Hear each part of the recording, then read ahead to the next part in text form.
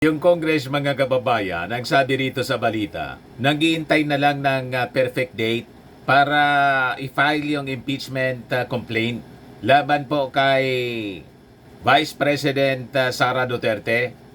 Yan po yung sabi, mga kababayan, ni Tingog Party List Congressman Jude Asidre. Sabi niya, on impeachment complaint versus BP Sara, parang perfect date yan eh. So naghihintay na lang, mga kababayan, ng tamang panahon yung Congress. Meanwhile, yung tatay naman, si Digong, iniintay na lang ng Congress yung pag-attend niya. Kasi sabi ng ating mga congressmen, wala nang rason na hindi mag-attend si Digong. Kaya naman pala niya. Nag-attend siya sa Senate hearing, walang rason na hindi siya mag-attend sa Quadcom hearing. Pag biglang nagkasakit na naman si Digong sa next schedule, alam na, hindi totoong maisog sila. Di ba? But before ko, mga kababayan, ibigay sa inyo yung full story ng balitang yan, click subscribe muna dito sa ating YouTube channel and hit the notification bell para lagi kayong updated sa mga kaganapan dito sa ating bansa. Like and share na rin po ninyo ng ating video. At huwag na rin po ninyo na-skip yung ating mga commercial ads para tuloy-tuloy lang ang pag-unlad ng bagong Pilipinas. So, balik po tayo. Ito po si Tingog Party List Jude Asidre, isa sa mga members ng The Young Guns in Congress. Tinanong siya kasi ng ating mga kasama sa mainstream media. Excited na po yung mga taga-mainstream media na mag-cover ng impeachment ni Inday. O, di ba? Malamang matuluyan si Inday. Ang mga tanda, kitang-kita na po, mga kababayan, yung mga tanda. So sabi po ni Asidre, I think we leave it to the right time. Parang perfect date. Parang perfect date yan eh. Hindi mo rin alam kung kailan hanggang nangyari na. Mabuti po yung binibitin-bitin para lalong magwala siya. Di ba? Habang nagwawala, mga kababayan, nagpapa-interview si Inday sa mainstream media, lalo pong lumulubog yung ratings. Lalong dumarami yung mga taong natu-turn off po sa kanya. Lalo siyang nakikilala yung kanyang pagkatao at saka mental condition niya. Para niya, Mr. Morabilia, sinasadya ng Congress. Yun man talaga po. Kaya nga po, sabi ni Congressman Jude Asidre, kailangan na niya yung perfect time. So, tinitingnan nila kung kailan dapat i-file yung impeachment complaint. Pati yung yung kasong plunder, siguro pag malapit-lapit na, yung 2028. Para talaga po, hindi na makarecover. So sabi dito po sa balita, despite his remarks, Asidre stressed that there are still no talks with regards to the filing of impeachment case against the country's second top official. It's only the Vice President had been saying all about these things. Pinapangunahan na ni Inday po para i-sensationalize niya na pinagkakaisahan siyang gurgurin. Yan ang agenda ni Inday. Magpa-victim siya, mga kababayan. Pero hindi yon basta gagawin ng Congress kung wala pong solido na kaso na mabubuo laban sa kanya. But as of this time, mga kababayan, may dalawang impeachable offense na nakikita po yung committee ni Manila Congressman Joel Chua. In fact, yun din po ang magiging sabi base sa possible plunder case. Yung corruption po dahil sa hindi may paliwanag na paggamit ng confidential funds. And siyempre, laging kakambal ng corruption po, laging kakambal yung betrayal of public trust.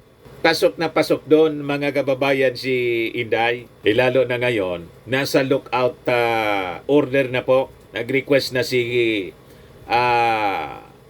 Congressman Chua. Nagsulat na po sa DOJ na ilagay sa lookout order yung mga officials po ni Inday kasi ayaw mag-attend. Actually, si Inday yung nagbawal po. Huwag niya kayong mag-attend dyan sa hearing. Magiging mga puganti rin yung mga officials ni Inday po. Vice President Duterte is currently under scrutiny by the House, particularly the Committee on Good Government and Public Accountability over allegations of misuse of public funds. Si Committee Chairperson Manila 3rd District Representative Joel Chua earlier said that Duterte may face impeachment over grounds of graft in corruption and betrayal of public trust. In particular, Chua cited the alleged unaccounted 15 million pesos in confidential funds ng DepEd under Duterte's tenure as secretary. Yung pera allegedly ginamit sa Youth Leadership Summits. He likewise flagged the Office of the Vice President supposed overpriced rental payment para sa mga safe houses. Ngayon, ang tanungin mga kababayan si Congressman Asidre tungkol sa isyung ito, sabi ni Asidre, by all technicalities anya, yes. Is the amount anya within the bounds of what can be considered plunder? Probably yes, sabi po ni Asidre. Kasi ang involved dito mga kababayan na pera, 112 million pesos. Is it anya betrayal of public trust? I think pinaka-concrete na panuntunan ng public trust ay ang pag-handle ng public funds, sabi po niya. Pero pinaliwanag po ni Asidre na ito anya, walang pinoprosecute dito. Hindi lang ito pag-uusig sa isang tao. Ito'y pagtatama ng mali. Hindi pwedeng palampasin ng ganitong sistema ng mga masamang gawain. Kasi magiging bad precedent po siya para sa mga susunod na opisyal natin. O ngayon, sa kaso naman po ni Digong, sabi dito sa balita ng Manila Bulletin, Duterte expected to defend his policies in Quadcom hearing. Sabi ng ating mga congressmen, naka-attend niya siya sa Senate hearing. Anong rason na hindi siya maka-attend sa Quadcom? So sabi po ni Tingog Party List Representative Jude Asidre, kung naniniwala talaga ang dating presidente anya sa pagiging tama niya sa kanyang mga naging desisyon at polisiya ng kanyang administrasyon, bakit hindi siya magpakita sa Kongreso, sa committee, para i-defend ang kanyang sarili? Tama! Kung doon lang siya magsasalita sa Senado, although okay na po na nagsalita siya doon sa Senado, maganda yung resulta po, umamin. Pero mas maganda po dito sa Congress, sa Quadcom, kasi mas magagaling po yung ating mga congressmen kaysa majority ng mga senador. Karamihan sa mga senador po, lumabas, kaalyado pa rin ang dating Pangulong Digong. Yun ang masama doon.